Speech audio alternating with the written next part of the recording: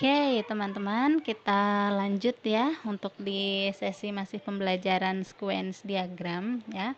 Pada sesi sebelumnya kita membahas ini ya, yaitu sequence diagram login. Jadi, boundary ini agar memudahkan kita ketika merancang ini sequence diagramnya punya siapa sih gitu ya. Jadi kita buatkan framenya seperti ini. Nanti ini otomatis bisa kita berikan nama ya.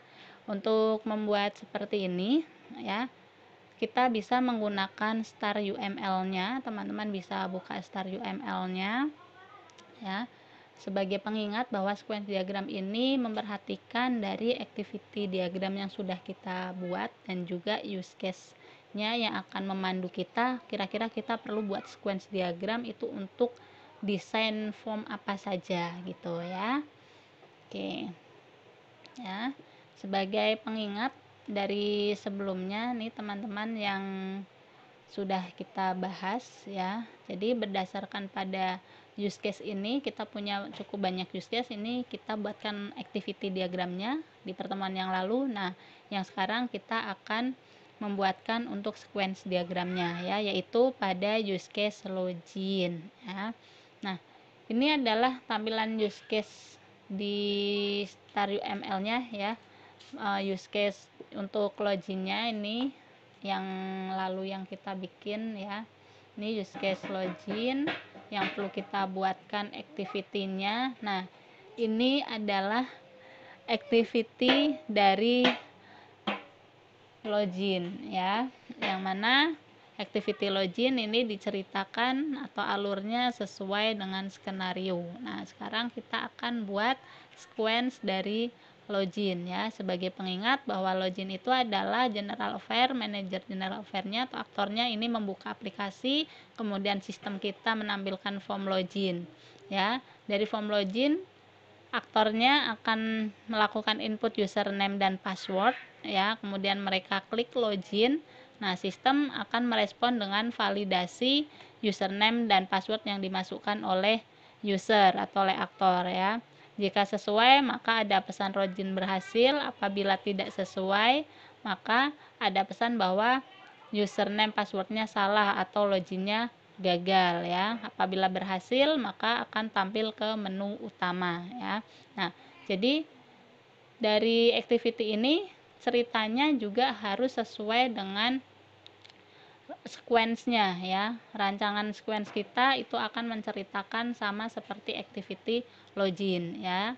Oke, jadi di sini ada aktornya masih sama, yaitu general affair dan manager general affair ya. Objeknya kita punya form login, kemudian control login dan menu utama ya. Jadi objek-objek ini adalah dari sini kita bisa melihat ya. Ini adalah sebagai aktor dan ini sistem responnya kita ya. Nah, di sini objeknya ada form login karena di sini user akan mengisi username dan passwordnya itu adanya di form login ya. Kemudian kita punya control login ini karena nanti apa yang diinputkan oleh user itu akan tersimpan di sistem ya, akan dilakukan validasi atau pengecekan. Kemudian kita punya objek menu utama ini karena di login itu setelah berhasil akan masuk ke menu utama ya. Nah, jadi itu ya teman-teman secara garis besarnya ya. Nah, ini tadi adalah simbol-simbolnya. Kita punya objek, punya kalau di UML yang star UML-nya ini namanya stimulus ya. Kemudian ada self stimulus, kemudian ada frame. Ini yang akan kita gunakan ya. Ada beberapa yang akan kita gunakan dalam pembuatannya ini ya. Oke, bagaimana untuk cara membuatnya? Dari pertemuan yang lalu kita sudah menggunakan star UML ini, kita sudah punya use case ya, kemudian kita punya activity. Nah, kita akan membuat sequence diagram ya. Untuk membuat sequence diagram, kalau ditampilkan model explorernya ya, Oke, nah ini model Explorer, tampilan kita kemarin seperti ini ya. Kalau ini adalah bentuk diagram Explorernya, jadi dari satu tab yang sama. Nah, kita akan membuat ini ya. Jadi di sini kita bisa menambahkan add ya, sequence diagram. Oke, nah ini sequence diagram kita ya. Nah, supaya lebih mudah, teman-teman bisa lihat di sini ya, di bagian diagram Explorernya ada sequence diagram ya. Oke, kita lihat dulu untuk propertinya. Oh, propertinya tertutup teman-teman. Nah ini ya. Oke, supaya bisa terlihat, bisa diatur sesuai kebutuhan ya. Nah, ini adalah sequence diagram kita. Simbolnya ataupun objek yang akan kita gunakan ada aktor, ada form login, dan ada control login serta menu utama. Jadi kita punya 3 objek ya. Supaya memudahkan,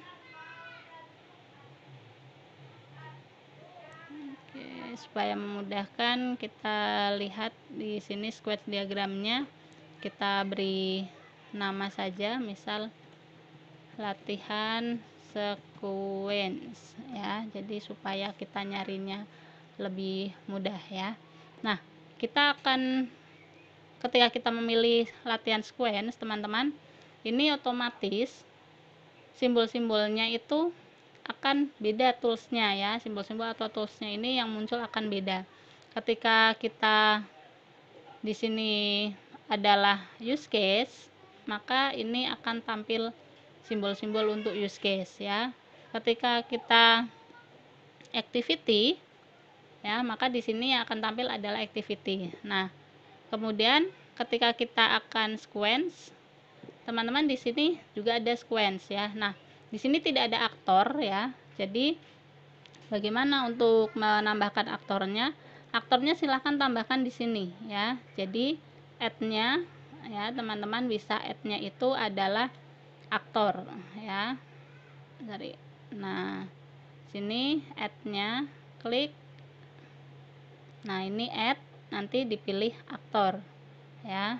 Nah, aktornya namanya, kemarin kita udah punya aktor general affair, kemudian udah punya aktor manager general affair. Nah, untuk di sequence ini kita general affair dan manager general affair itu jadi satu. Jadi silakan teman-teman buat ya, ini saya sudah buat. Nah, ini jika tidak digunakan bisa di delete saja yang limin queue-nya ya. Nah, ini kita sudah punya. Ini kita ambil saja, kita tarik di sini. Nah, maka aktor ini dia otomatis sudah punya garis hidup ya, sudah punya line life ya, atau garis hidupnya. Kemudian ini ada beberapa objek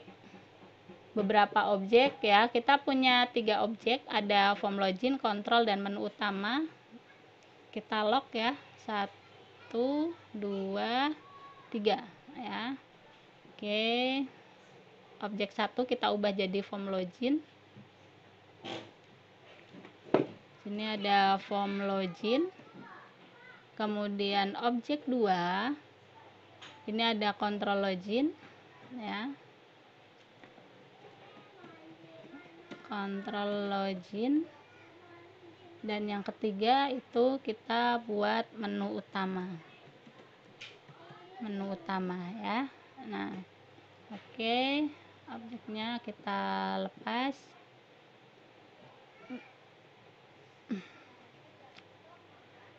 Ini supaya sama ya. Oke.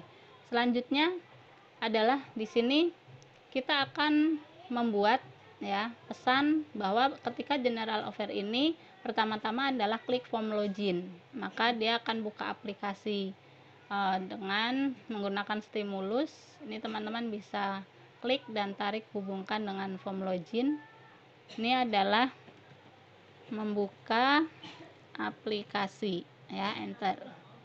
Nah, maka artinya ini adalah langkah pertama itu aktor akan membuka aplikasi. Selanjutnya setelah membuka aplikasi, form login akan memberikan reaksi apa ya. Nah, setelah terbuka form login itu harus melakukan input username password ya. Jadi selanjutnya adalah ke bagian control login, itu input username password, kita enter ya. Ini otomatis ada tanda kurung buka kurung tutup. Ini artinya kalau di pembelajaran kita berikutnya ini adalah metode ya. Nah, selanjutnya setelah input username password ada validasi username password ya yang dilakukan oleh control login ya, dicek di database-nya ya. Oke, ini kita perpanjang. Nah, teman-teman bisa lihat di sini adalah self ya, artinya dalam control login ini mendapat pesan dan bereaksi masih di control login ya. Jadi validasi username passwordnya bisa menggunakan self stimulus ya. Ini adalah validasi username password, enter. Nah, ini kan jadi tidak rapi ya, tidak terlihat jelas pesannya untuk yang mana, jadi bisa kita geser ya. Oke, selanjutnya adalah login berhasil ya. Setelah diberikan ini ada setelah sesuai dicek ya oleh sistem,